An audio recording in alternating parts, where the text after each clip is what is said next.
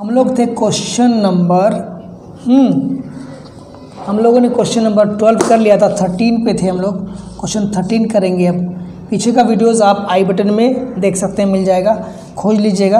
Question 13 क्या बोल रहा है? A balloon which always remains spherical. तो बलून हम बना देते हैं स्फेरिकल बलून। ये आपका त्रिज्या हो गया, ठीक है, radius. Always remains spherical has a variable diameter this. H R नहीं है, डायमीटर। तो हम लोग गिवन लिखेंगे। गिवन हमको क्या दिया हुआ है? डायमीटर। हमको डायमीटर कितना दिया हुआ है सर?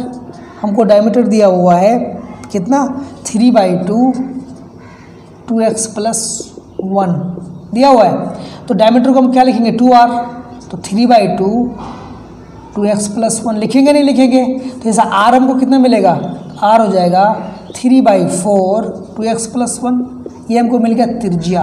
कहानी पकड़ में आ रही है? ये हमको त्रिज्या मिल गया, वेरिएबल है ना, डायमीटर था, त्रिज्या मिल गया। Find the rate of change of its volume with respect to x। क्या मांग रहा है? हमको मांग रहा है volume dv by rate of change of its volume, its volume with respect to x, मतलब dv/dx मांग रहा है, इक्वल टू वॉट। ठीक है, ये मांग रहा है। तो चलिए हम लोग देखते हैं।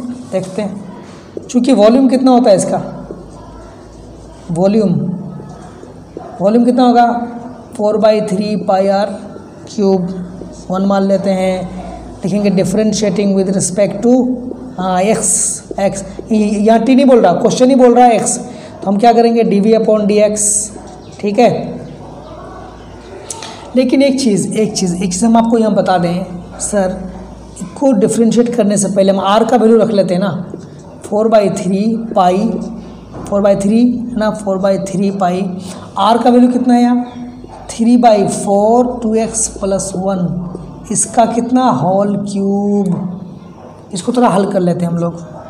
तो 4/3 पाई और ये कितना? 3 × 9 = 27 / 4 = 64 और 2x + 1 का कितना हो गया? Whole cube.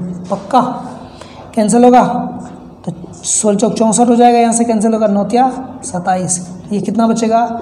9/16 पाई। चूँकि 9/16 ये हो गया पाई और ये 2x + 1 का होल क्यूब। ये हमको मिला वॉल्यूम। अब हम इसको करेंगे डिफरेंशिएट। तो चलिए हम लोग यहाँ कर लेते हैं। हम इसको 1 नहीं मान करके हम इसको मानते हैं 1। ठीक है ना। अब देखेंगे differentiating 1 with respect to x, क्योंकि हमको पहले x के रिस्पेक्ट में मांग रहा है। तो हो जाएगा dv/dx।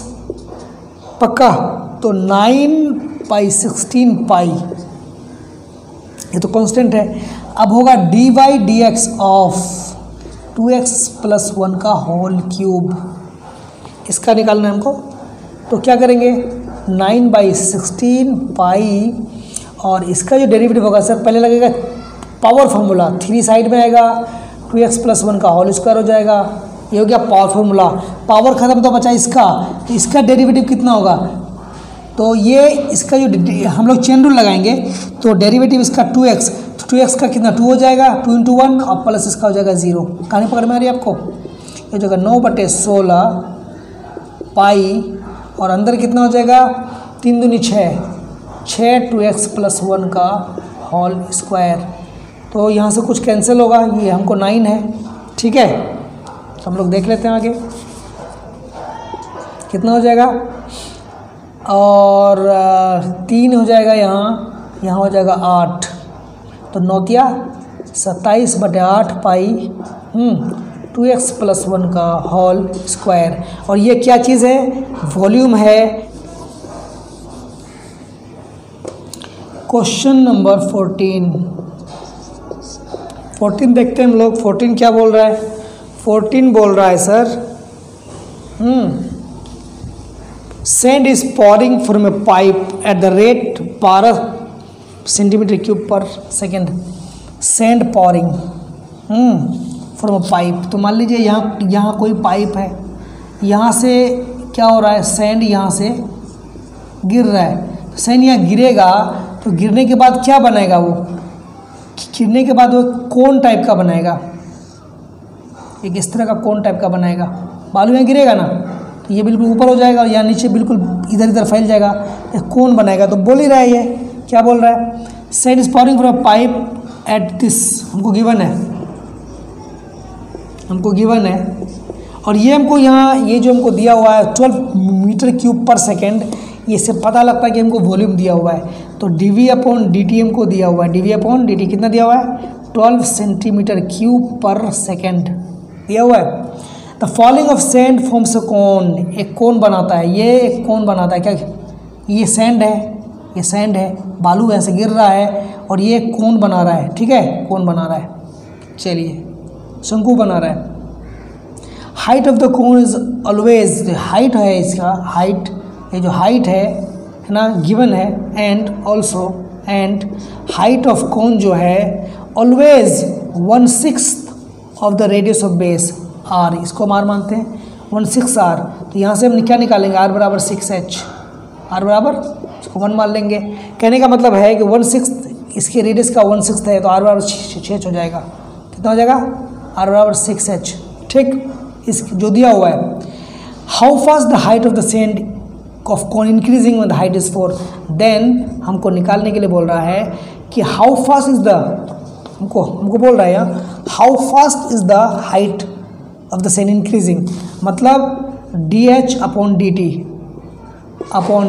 किस रेट से बढ़ रहा है, कब, जब हाइट जो है सैंड का जो हाइट है वो 4 सेंटीमीटर हमको दिया हुआ है। हमको यही फाइंड करना है कितना होगा, देखते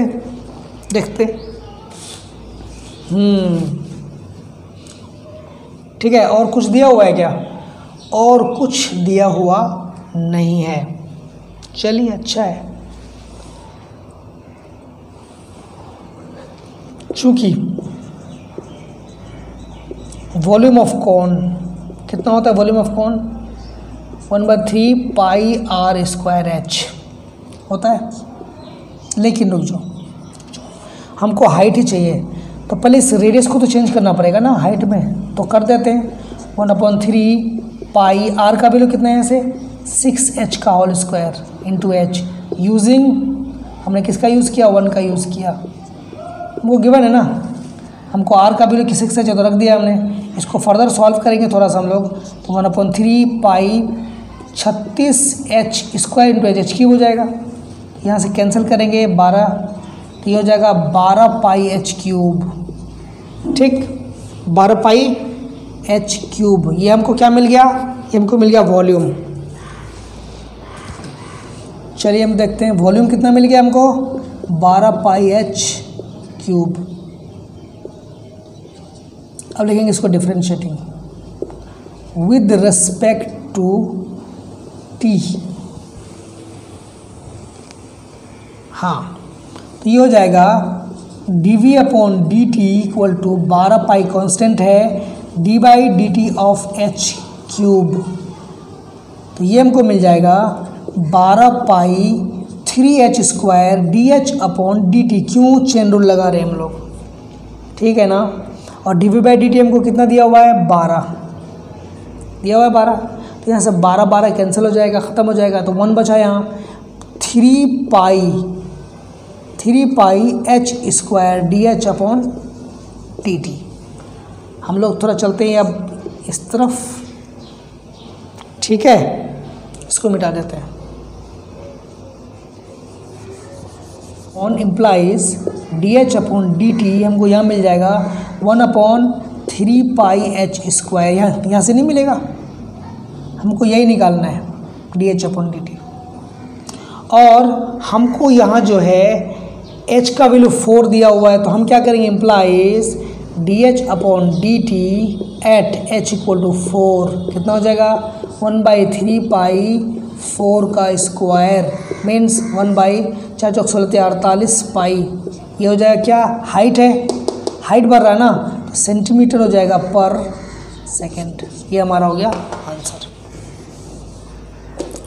अब हम बात करते हैं क्वेश्चन नंबर 15 के बारे में। 15 क्या बोल रहा है सर, 15 बोल रहा है आपके सामने, 15 क्या है, टोटल कॉस्ट CX, तो गिवन है, given total cost CX, cost cost मैंने लागत, मूल, रुपये में दिया हुआ है, in associate with the production of X units of the given item. कोई आइटम है एक्स, उसको प्रोड्यूस करने में, उसको बनाने में, है ना, यूनिट्स आइटम गिवन बाई, हमको सी एक्स कितना दिया हुआ है 0.007 एक्स क्यूब, ठीक है, minus 0.003 x square plus 15x plus 4000, हमको ये दिया हुआ है सी, ठीक है सर। तो total cost is this find the marginal cost, हमको क्या फाइंड करना है, 2 फाइंड मार्जिनल कॉस्ट, क्या निकालना है, मार्जिनल कॉस्ट एट, कितना पे निकालना है, एट x इक्वल टू 17, मतलब 17 यूनिट जब बनेगा तो उसका मार्जिनल कॉस्ट कितना हो जाएगा। तो आपको एक बात हम और समझा देते हैं, सबसे पहले कॉस्ट से संबंधित क्वेश्चन को उधर रखते हैं, कॉस्ट, इसको हम लोग बोलते हैं लागत, जो हमको पैसा लगता है। प्रॉफिट हमको क्या होता है, जो हम बेचकर फ़ायदा कमाते हैं, और रिवेन्यू जो हम बेचकर पैसा कमाते हैं, जो हम बेचते हैं, रिवेन्यू वो हम जनरेट करते हैं, आर, इसको हम लोग आर बोलते हैं, इसको हम लोग पी बोलते हैं, इसको हम लोग सी बोलते हैं। तो सर एक बात बताइए, अगर हम यहाँ से है ना प्रॉफिट निकालना चाहें तो प्रॉफिट क्या हो जाएगा, प्रॉफिट हो गया रिवेन्यू माइनस कॉस्ट, मतलब जितना में मैंने बेचा वो उससे अगर मैं लागत को घटा दूंगा तो हमको क्या मिलेगा, प्रॉफिट मिलेगा, नहीं मिलेगा। तो हम लोग इसको लिखेंगे PX, प्रॉफिट फंक्शन बराबर revenue function RX minus CX, कहानी पकड़ में आई। ये हो गया हमारा किसका, रिवेन्यू, प्रॉफिट फंक्शन का फॉर्मूला। रिवेन्यू फंक्शन है, रिवेन्यू क्या होता है, हम किसी चीज़ को कितना यूनिट बेच करके जो हमको पैसा मिलता है, दैट्स कॉल्ड रिवेन्यू, है ना। और CX जो हम लागत, जो हम किसी चीज़ को खरीदते हैं, तो जितना बेचा जितना खरीदा उसको घटा देंगे तो हमको प्रॉफिट नहीं मिल जाएगा, मिलेगा ना। चलो ठीक है। अब यहाँ एक बात आती है कि किस पॉइंट पर ना प्रॉफिट होता है ना लॉस होता है। तो तब होता है जब रिवेन्यू और कॉस्ट, मतलब सेलिंग प्राइस और कॉस्ट प्राइस दोनों बराबर हो जाए। मतलब जब प्रॉफिट जीरो का मतलब ये दोनों, इसको जीरो करेंगे तो ये दोनों बराबर हो जाएगा ना। रेवेन्यू और कॉस्ट जब बराबर हो जाए तो ना तो प्रॉफिट हुआ ना हमको क्या मिला, ना ही हमको घाटा हुआ। अब रही बात, हमको लॉस कब होगा, जब कॉस्ट से हम रिवेन्यू घटाएंगे, मतलब कॉस्ट लागत हमको ज़्यादा हो गया, फ़ायदा हमको हुआ नहीं, तो कॉस्ट से घटाएंगे तो हमको क्या होगा, लॉस हो जाएगा। ठीक है, तो ये तो हो गया कॉस्ट, प्रॉफिट और रिवेन्यू के बारे में। प्रॉफिट फंक्शन बराबर revenue function minus cost function, ये बात आपको समझ में आ गई। अब रही बात रिवेन्यू RX, जितना चीज़ हम लोग बेचते हैं, कितना चीज़ बेचते हैं, किस हिसाब से बेचते हैं, उसको गुना करके हम लोग यहाँ निकाल लेते हैं रिवेन्यू। ये तो हुआ रिवेन्यू, लेकिन रिवेन्यू भी हम कई तरह से निकालते हैं। जैसे मान लीजिए अगर हम रिवेन्यू की बात करें, अगर हम किसी की भी बात करें, इन तीनों में से किसी की बात करें, अगर हम रिवेन्यू को ही ले लें, रिवेन्यू, तो रिवेन्यू जो है सर, हम लोग इसको निकालेंगे एवरेज रिवेन्यू AR, हम लोग निकालेंगे है ना मार्जिनल रिवेन्यू MR, ठीक है। एक होगा मार्जिनल एवरेज रिवेन्यू, तो इतना सारा आपको करना नहीं है। एवरेज रिवेन्यू कितना हो जाएगा, रिवेन्यू जितना है उसको x से भाग दे देंगे, ये हमको मिलेगा एवरेज रिवेन्यू। और मार्जिनल रिवेन्यू क्या होता है, जब रिवेन्यू फंक्शन को जब हम लोग इसका d/dx निकाल देंगे, क्या निकाल देंगे, जब रिवेन्यू फंक्शन का हम d/dx निकाल देंगे, वो हो गया मार्जिनल रिवेन्यू। अब मार्जिनल एवरेज रिवेन्यू, तो एवरेज रिवेन्यू का ये जो एवरेज रिवेन्यू हमको मिला, उसका अगर हम d/dx निकालेंगे तो वो हमको मिलेगा मार्जिनल एवरेज रिवेन्यू। कहानी मतलब मार्जिनल का मतलब हुआ कि हमको इसको डेरिवेटिव निकालना ही है। यही हाल है कॉस्ट के साथ। अगर कॉस्ट आ जाए, तो कॉस्ट अगर आ जाए एवरेज कॉस्ट AC, तो वही कॉस्ट को x से भाग दे देंगे। ये अगर मार्जिनल कॉस्ट MC आ जाए तो इसको डेरिवेटिव निकालेंगे। तो और मार्जिनल एवरेज कॉस्ट आ जाए तो वही काम करेंगे, एवरेज कॉस्ट का डेरिवेटिव निकाल देंगे। तो वही हाल आपको यहाँ निकालना है। जब भी आपको रिवेन्यू मार्जिनल रिवेन्यू बोले तो मार्जिनल का मतलब होता है आपको उसका डिफरेंशिएशन आप निकाल दीजिए। क्या आपको ये बात समझ में आ गई? पूरी तरह से। चलिए आगे, तो हम इसको मिटा देते हैं। अब हम लोग बात करते हैं इस क्वेश्चन के बारे में। अब ये बोलता है मार्जिनल कॉस्ट, तो मार्जिनल कॉस्ट का मतलब कॉस्ट हमको दिया हुआ है, इसका हमको क्या निकालना है, डी बाई डी एक्स। तो चलिए हम लोग निकाले, यहाँ लिखेंगे so marginal cost, marginal cost मतलब एम सी, ये हो जाएगा d by D x of C, C x, यही होता है ना। तो इसका डेरिवेटिव निकाल दो, तो 7 है तो ये 3 आ जाएगा, तो 7 21, 1 2 3, 1 2 3, और ये हो जाएगा एक्स स्क्वायर, एक्स के रिस्पेक्ट में निकाल रहे हैं, माइनस 3 दूनी 6, 1 2 3, 1 2 3, यहाँ हो जाएगा point 0.006 x plus 15 into 1 plus 0, इसका 0 हो जाएगा।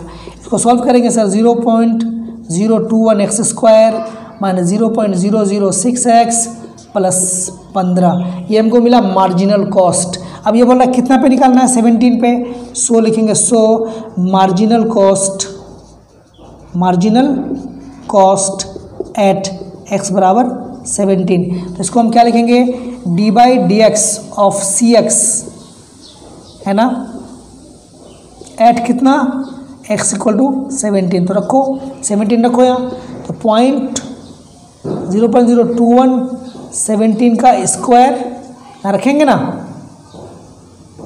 माइनस 0.006 गुना 17 प्लस 15, इसको सॉल्व करेंगे हम लोग, तो कितना हो जाएगा 0.021 इंटू 289 माइनस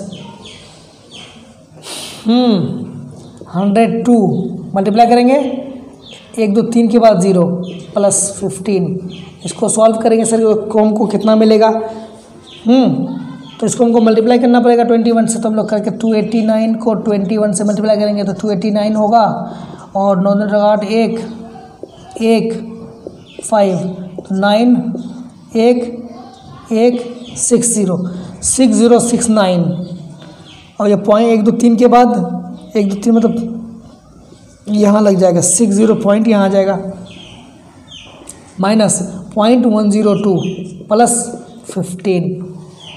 हाँ, तो अब ये कितना हो जाएगा, 15 6 कितना हो जाएगा,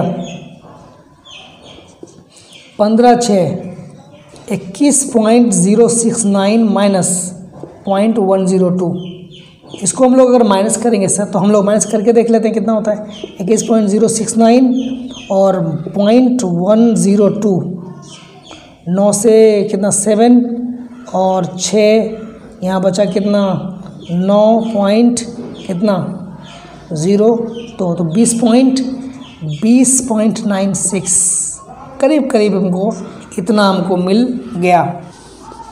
क्वेश्चन 16 हम लोग देखते हैं, क्वेश्चन नंबर 16 बोल रहा है, 16 में हम लोग देखेंगे, 16 में क्या बोल रहा है, the total revenue in rupees, हमको दिया टोटल रेवेन्यू गिवन, कितना दिया है, total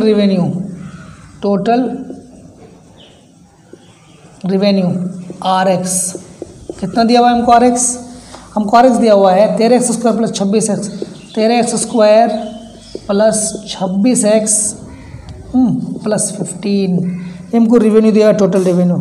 find the marginal revenue at x, तो हमको देन टू फाइंड, कितना फाइंड करना है, मार्जिनल रेवेन्यू,